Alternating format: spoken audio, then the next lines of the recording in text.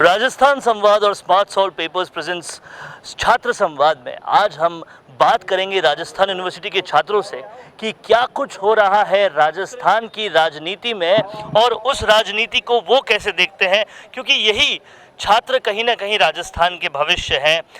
और अभी जो घटनाक्रम चल रहा है राजस्थान की राजनीति में, लाल डायरी दिखाई जा रही है, भ्रष्टाचार और बलात्कार सब चीज़ों की बात हो रही है, राजनीतिज्ञों पर बड़े बड़े आरोप लग रहे हैं, खुद की पार्टी के विधायक आरोप लगा रहे हैं। क्या सोचता है छात्र इसके बारे में? मेरा तो यही कहना है कि ये सारे राजनीतिक एजेंडे हैं, सब अपना हित साधने की कोशिश करते हैं। अगर उस डायरी में कुछ ऐसा था तो दिखाना चाहिए, जनता को पता चलना चाहिए, जो भी बात है वो साफ होनी चाहिए। लेकिन अगर डायरी में ऐसा कुछ नहीं था तो मारा क्यों, पीटा क्यों, घेरा क्यों? वो सब अपना हित साधने की एक तरीके होते हैं। हो सकता है मंत्री जी उसमें से कुछ अपना कुछ ढूंढ रहे हो, ऐसा कुछ। राजनीतिक हित साधने के तरीके थे ये, और तरीकों के तहत राजेंद्र गुड़ा के साथ जो कुछ भी हुआ वो हुआ। और भी छात्र हमारे साथ हैं, उनसे भी बात करते हैं। क्या लगता है आपको ये जो घटनाक्रम घटा राजस्थान की विधानसभा में, ये घटनाक्रम राजस्थान की राजनीति के बारे में क्या कहता है? क्या आम आदमी भरोसा छोड़ दे राजनीति से? बिल्कुल भी नहीं, ऐसा तो भरोसा तो नेताओं के द्वारा ही भरोसा भी जनता का तोड़ा जाता है और जनता को गुमराह भी नेता ही करते हैं। तो इसके ऊपर एक वो भी होना चाहिए कि भाई अगर राजेंद्र गुड़ा जी अगर जनता को गुमराह कर रहे हैं तो इनके ऊपर भी कार्रवाई होनी चाहिए। अगर कोई गुमराह कर रहा है तो उसके ऊपर भी कार्रवाई होनी चाहिए। जिस तरह से बड़े बड़े आरोप नेताओं पे लग रहे हैं, नेताओं पे आरोप बड़े भ्रष्टाचार के, 500,000 करोड़ के भ्रष्टाचार, जैसी फिगर्स ना सुनी हो वैसे भ्रष्टाचार, बलात्कारों के आरोप, ऐसे में छात्र क्या सोचता है, कहाँ जा रहा है राजनीति का भविष्य?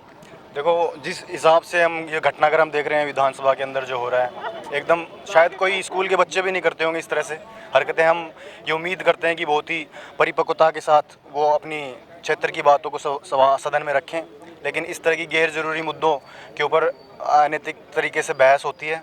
तो इसको देखकर बहुत ही दुख होता है कि जिनको हमने चुनकर भेजा वो इस तरह से अपरिपक्व व्यवहार कर रहे हैं विधानसभा के अंदर। अपरिपक्व व्यवहार जब देखते हैं तो दुख होता है। टैक्स का हमारा पैसा है, हमारे पैसे पर पूरी विधानसभा चलती है, विधायक की सैलरी आती है, लड़ते झगड़ते और इतने बड़े बड़े आरोपों से घिरे जब देखते हैं तो छात्र क्या सोचता है? छात्रों के लिए ये बड़ी बात है कि जिसको हमने सुन के भेजा है विधानसभा में, वो ऐसे ऐसे मुद्दों पे ऐसे ऐसी बातों को लेकर कि ये लाल डायरी ये क्या है, और जो कि सभी नेताओं को जो बलात्कारी बता रहे हैं, ऐसे उम्मीद नहीं थी हमें इन नेताओं से कि हम विधानसभा में इसके लिए भेजें क्या इनको। तोड़ दिया है सभी तरह की उम्मीदों को छात्रों की इन नेताओं ने, और कहीं ना कहीं छात्र दुखी नज़र आता है, व्यथित नज़र आता है। जो विधानसभा में चल रहा है इन दिनों, उसको देखकर क्या कहते हैं आप? सरकार पूरी तरह से, पहले सरकार के खुद के मंत्री जब ये कह रहे हैं कि हम महिलाओं को सुरक्षा देने में पूरी तरह से सक्षम नहीं है, तो सरकार उल्टा उस पर काम करने के बजाय उनको सस्पेंड कर रहा है।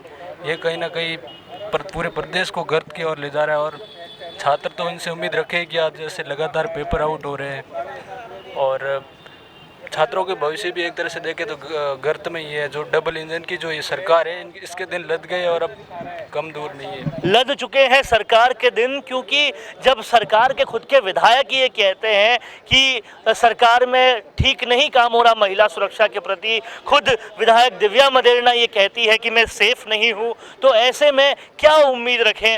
और इस तरीके से छात्र हर मुद्दे को उठा रहे हैं। महिला सुरक्षा के मुद्दे को भी छात्रों ने पुरजोर तरीके से उठाया और समझा। क्या कहते हैं आप, जो विधानसभा में जो हो रहा है? एक विधायक कहती है कि मैं खुद सेफ नहीं हूँ, सत्ताधारी पार्टी की विधायक कहती है मैं सेफ नहीं हूँ, दूसरा कहते हैं लाल डायरी में बहुत कुछ है।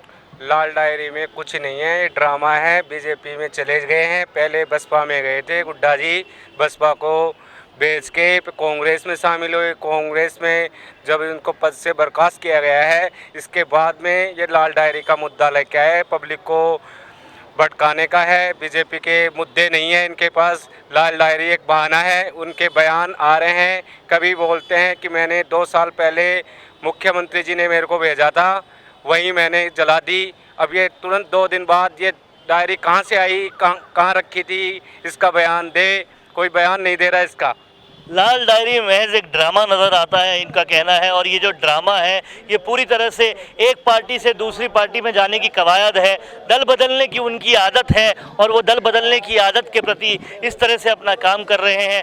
छात्र पूरी तरह से राजनीतिक घटनाक्रम को लेकर बहुत ही ज़्यादा सचेत और सावचेत यहाँ पर नज़र आ रहे हैं। तमाम सारे छात्रों से हम लोग बात कर रहे हैं और यहाँ पर राजस्थान यूनिवर्सिटी के और भी कई सारे छात्र हैं। राजस्थान विधानसभा में जो ड्रामा चल रहा है, क्या लगता है उसको देखकर? जब छात्र वो ड्रामा देख रहा है तो उनको क्या लगता है?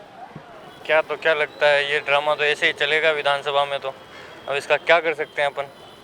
टैक्स का पैसा हम देते हैं, हमारे पैसे से हम सोचते हैं विकास होगा, लेकिन ये ड्रामा देखने को मिलता है। तो मीडिया फोर्थ पिलर है, आप अच्छे से रिपोर्टिंग कीजिए तब। मीडिया फोर्थ पिलर है और वही फोर्थ पिलर छात्रों से जानना चाहता है कि वो कितने व्यथित है। छात्रों से तो जानना चाहता है, लेकिन मीडिया फोर्थ पिलर अगर रिपोर्टिंग सही से करेगा तो आम जनता के पास ये सारी चीज़ें और ये सूचनाएं सही तरीके से जाएगी, तभी आम आदमी को पता चलेगा कि उसके साथ क्या अन्याय हो रहा है। और उसी वजह से हम हर खबर को पहुंचाने की पूरी कोशिश कर रहे हैं।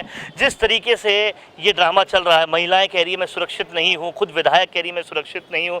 ऐसे में यूनिवर्सिटी में भी बहुत सारे छात्राएं आती है। क्या लगता है आपको, महिला सुरक्षा एक ऐसा मुद्दा है जो ये सरकार हैंडल नहीं कर पाती? नहीं, वैसे देखें तो सरकार के बहुत से योजनाएं जो महिलाओं के लिए अच्छी योजनाएं हैं काफ़ी, लेकिन अभी जो राजेंद्र गुड़ा जी का बयान आया है उन्होंने नार्को टेस्ट की बात की है। खुद के लिए भी उन्होंने बोला है कि मेरा भी नार्को टेस्ट करवाओ। तो इस बयान को देखकर कहीं ना कहीं संशय पैदा होता है। तो सरकार को इस बयान के ऊपर ध्यान देना चाहिए और जांच करवानी चाहिए। संशय है तो सरकार को संशय दूर करना चाहिए, और ये संशय दूर होगा तो लोगों को सरकार पे भरोसा ज़्यादा होगा। बात की हमने कई सारे छात्रों से और छात्रों ने हमें पुरजोर तरीके से बताया कि राजनीति में जो कुछ भी चल रहा है, कुछ ने कहा वो ड्रामा है, कुछ ने कहा गंभीर है, कुछ ने कहा कि ये जब ड्रामा बंद होगा तभी भरोसा होगा, कुछ ने ये भी कहा कि मीडिया को भी अपना रोल ढंग से निभाना चाहिए। कैमरा पर्सन चेतन के साथ वरुण भंसाली, राजस्थान यूनिवर्सिटी से स्मार्ट सॉल्व पेपर्स और राजस्थान संवाद के लिए। हर साल हजारों छात्र परीक्षा की तैयारी के लिए smart solve papers 1 week series पढ़ते हैं और उन्हें परीक्षा में बहुत अच्छे अंक मिलते हैं। कई छात्र विश्वविद्यालय से किताबें भी नहीं खरीदते हैं और केवल 1 सप्ताह की श्रृंखला के साथ अध्ययन करते हैं और वे बहुत आसानी से पूरे नॉलेज और इंफॉर्मेशन के साथ परीक्षा पास कर सकते हैं। यदि आप राजस्थान के किसी भी विश्वविद्यालय में पढ़ रहे हैं और अपनी वार्षिक या फिर सेमेस्टर परीक्षा की तैयारी करना चाहते हैं तो smart solve papers 1 week series आपके लिए एक अच्छा विकल्प है। 1 सप्ताह की श्रृंखला से अध्ययन करना छात्रों के लिए कई तरह से सहायक होता है, क्योंकि परीक्षा में पूछे जाने वाले अधिकांश प्रश्न 1 सप्ताह की श्रृंखला में उपलब्ध होते हैं। राजस्थान के सभी विश्वविद्यालयों में BA, BSc, BCOM, MA, MSc, MCOM पाठ्यक्रमों के छात्र अपनी परीक्षा की तैयारी के लिए स्मार्ट 1 वीक सीरीज को डाउनलोड और उपयोग कर सकते हैं। BA, BSc और BCom जैसे सभी UG पाठ्यक्रमों के लिए स्मार्ट 1 वीक सीरीज जारी कर दी गई है।